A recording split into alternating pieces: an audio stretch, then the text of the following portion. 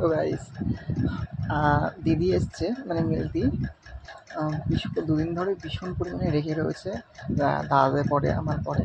কারণ হচ্ছে ওর মাস পড়ে গেছে, ওর এখনও মাইনে দেওয়া হয়নি। আজকে মানে 6 তারিখ হয়ে গেছে। তো সেই কারণে আমি যখন আজকে ফোন করলাম, বললাম দোকানে যেতে হবে চল। তো বলছে যে যাবো না, মাইনে তোরা দিচ্ছিস না, আমি দোকানে যাবো না। এখন এসছে বাইরে, এসে ডাকছে, বলছে ভাই যাবো।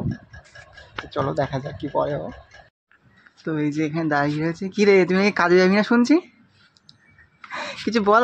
মাইনে দিয়ে পাসনি বলে নাকি কান্নাকাটি করছিস? তো মা বললো এটা মুখটা দেখা। আরে বন্ধুদের একটু মুখটা দেখা, তুই মাইনে পাসনি বলে কান্নাকাটি করছিস। এই কাজে যাবি না, রেগে রয়েছিস। দেখো আইস, এদিকে মাইনে নেই, এদিকে আবার দেখো ফোনে, দেখো আবার কসমেটিক্সের জিনিস দেখাচ্ছে। দেখি কী দেখছিস?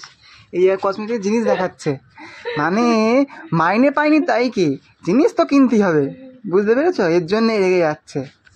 মানে ভাবো, মানে এই জন্য রেগে যাচ্ছে, মানে কসমেটিক্স কিনতে পারছে না, এখন পয়সা দেওয়া হচ্ছে না, আমি দিইনি, দাদা দিয়েছে, এর জন্য ও এরকম করছে, বুঝতে পেরেছি। ঠিক আছে নে পুজো, তারপরে বুঝতে পেরেছি। ঠিক আছে নে চার্জার ব্যাগে ঢোকা। ঠিক আছে চল, তোকে মাইনে দেওয়ার ব্যবস্থা করছি।